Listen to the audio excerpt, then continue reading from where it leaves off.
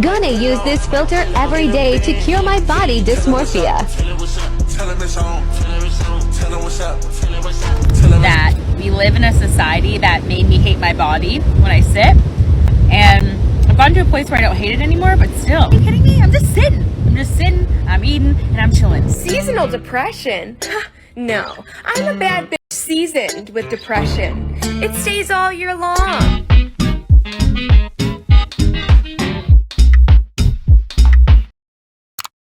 What I love most about TikTok is that it always never fails to refresh my understanding of the world and challenges me to think in, well, new perspectives, like how a filter can cure body dysmorphia. Yes, ladies and gents, the solution to a messed up healthcare system in America is, after all, a filter. You have to try this filter. I went from disgusting to a baddie real quick. Wow, this cured my body dysmorphia.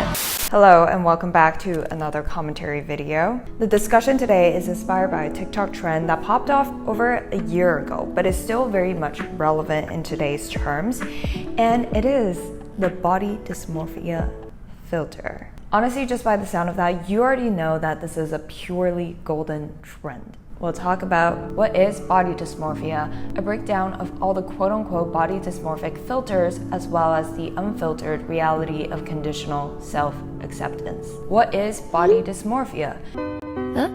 何これ江ノ島純子あなたの負けよ負けた私が According to the Mayo Clinic, the body dysmorphic disorder, or BDD, is a mental health condition in which you can't stop thinking about one or more perceived defects or flaws in your appearance, a flaw that appears minor or can't even be seen by others. But you feel so embarrassed, ashamed, and anxious that you may avoid many social situations. People of any age can have BDD, but it's most common in teenagers and young adults, which honestly isn't really a surprise considering that these are the largest consumer groups on social media and are still developing the perceptions of themselves. Multiple studies indicate that body dysmorphic disorder impacts between 2.3% to 7% of the general population. BDD is commonly found in clinical settings, with studies reporting a prevalence of 9% to 12% in dermatology settings, 3% to 53% in cosmetic surgery settings, 8% to 37% in individuals with OCD, and 11% to 13% in social phobia. These estimates may underreport its prevalence. Many individuals with BDD feel ashamed of their appearance and the fact that they are so focused on it. As a consequence, they may not report their BDD symptoms to clinicians. When I first discovered this body dysmorphia curing filter trend on TikTok, I was really taken aback because with my understanding of the platform, TikTok seems to be more of a contributor to the issue rather than a cure. I heard this filter cures your body dysmorphia. Oh, thank God I don't actually look like that. Could you imagine? Ugh. Video sound. So how in the world does a filter cure body dysmorphia? So I dug through this trend and found 3 general filters that supposedly cured people's body dysmorphia. The first one being the body stretch filter that stretches a person's whole body out without changing the size of their head. This filter later got taken down by TikTok for obvious reasons. People who feel so much better using this filter are honestly creating a sense of validation by saying, oh wait, I don't actually look like that, therefore I feel so much better. While there are actual human beings out there who look like the filters they are proud of not looking like.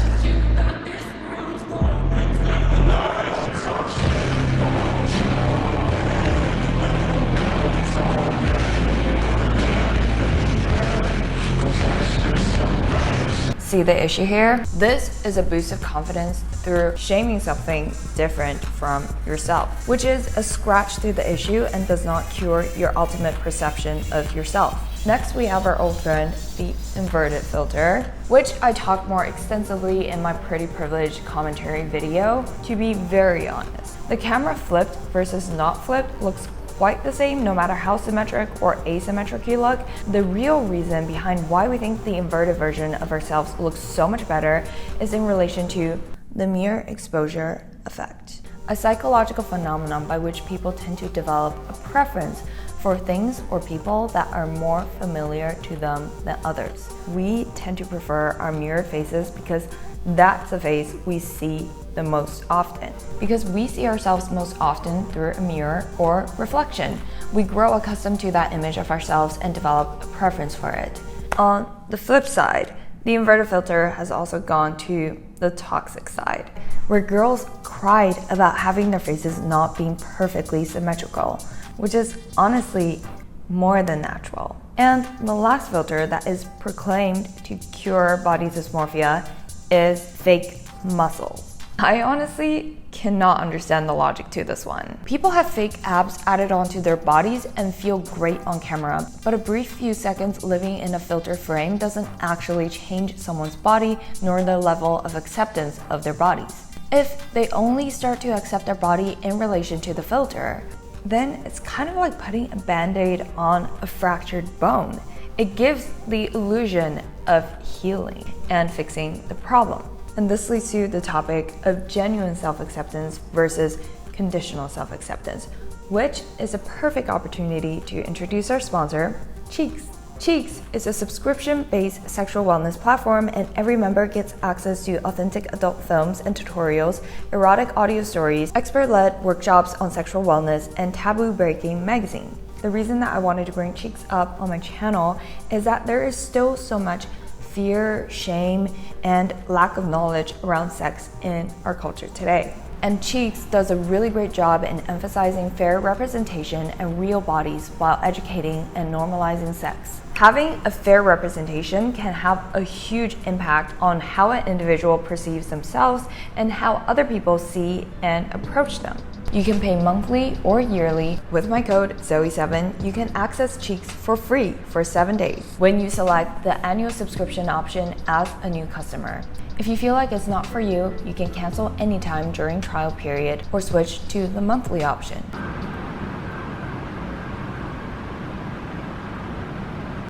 Oh, that's nothing. That was like 1 second of a siren. I'm just saying, this filter should not be allowed. Like, I like the way I look, but this makes me not like the way I normally look. Because I want to look like this. This is crazy. Now back to the unfiltered topic of genuine self-acceptance versus conditional self-acceptance. I don't look like her. She's in all the magazines, so much prettier than me. From my perspective, none of these filters can cure any body dysmorphic symptoms. The fact that one is using a filter to either make the part of themselves they are insecure about a less ideal state or a more ideal state through a filter just shows how much attention they are putting on that part of their body. Like, you wouldn't put a filter on your earlobe because you just don't care about how it looks. Or most people don't. I'm sorry if you do, I don't mean to offend you. The point is, the more we are insecure about something, the more attention we put onto it. That's why there are so many face filters to make your eyes bigger, lips thicker, skin brighter, face smaller, or waist skinnier. If there were no demand, there won't be any supply. Other than the fact that some filters are fun to play with. Why would someone intentionally put on a filter that will morph a part of their natural body into something else? And here's why I have an issue with filters. I have hated my body nearly my whole entire life. But I've never had an issue with my face. Never. But then I put this filter on, and now I want a face like this. I actually look like this. And here's the weird thing about filters. Because it's becoming so prevalent, our eyes from a media consumer perspective almost got accustomed to the filter faces, the near quote-unquote perfect complexions, and so on. In this augmented filtered reality, the benchmark for beauty or normal shifted to a new look, where without any filters or some kind of change to your natural complexion, you will look different from the rest of the faces or bodies on social media. And in turn, these filters make you pay more attention to a certain part of your appearance, where the discrepancy between your filtered and unfiltered face and body becomes a fuel that lights up a feeling called inadequacy or insecurity. So no, I think quite opposite from how the trend claims, filters don't actually cure body dysmorphia. They only alter yours and others' perspectives on how your face and body should look, which could become very dangerous if one only accepts the filter version of themselves. I have nothing against people who use or don't use filters. It's a personal choice of if you choose to wear or not wear makeup. But true self-acceptance shouldn't be conditional and should be able to withstand any filters or lack thereof. So that is all I wanted to talk about today. Let me know in the comment section of your thoughts on using filters. Don't forget to like and subscribe and follow me on Instagram to join my growth journey. I'll see you next week. Bye.